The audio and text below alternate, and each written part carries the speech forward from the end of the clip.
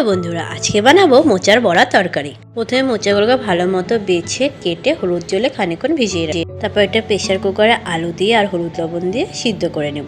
এইদিকে একটা মিক্সচার গ্রাইন্ডারে টমেটো, আদা আর কাঁচা লঙ্কার একটা পেস্ট করে নেব। আর এইদিকে একটা বাটিতে টক দই আর চিনিকে ভালো মতো ফাটিয়ে রেখে দেবো। মোচাগুলো সিদ্ধ হয়ে গেলে ভালো করে মেখে নিয়ে সেখানে বেসন, চালের গুঁড়ো, হলুদ, লবণ, ধনে গুঁড়ো, জিরে গুঁড়ো, হলুদের গুঁড়ো দিয়ে ভালো মতো মেখে নেব। সাদা তেলের মধ্যে এগুলো ভেজে নেব। অল্প সর্ষের তেল ছিল তো সেখানে সাদা তেল দিয়ে আমি ভেজে নিলাম বড়াগুলো। তারপর সেই তেলের মধ্যে তেজপাতা, গোটা জিরে, গোটা গরম মশলা সম্বাদ দিয়ে পেস্ট করে রাখা মশলাটা দিয়ে দেবো। ফাটিয়ে রাখা টক দইটার মধ্যে হলুদের গুঁড়ো, ধনে গুঁড়ো, জিরে গুঁড়ো দিয়ে ভালো মতো মিশিয়ে নিয়ে সেটাও দিয়ে দেবো। তেল ছেড়ে আসলে জল দিয়ে খানিকক্ষণ ঢেকে দিয়ে বড়াগুলো দিয়ে দেবো। নামানোর আগে গরম মশলা গুঁড়ো, বিরিয়ানি মশলা আর ঘি ছিটিয়ে নিলেই তৈরি হয়ে যাবে মোচার বড়ার তরকারি।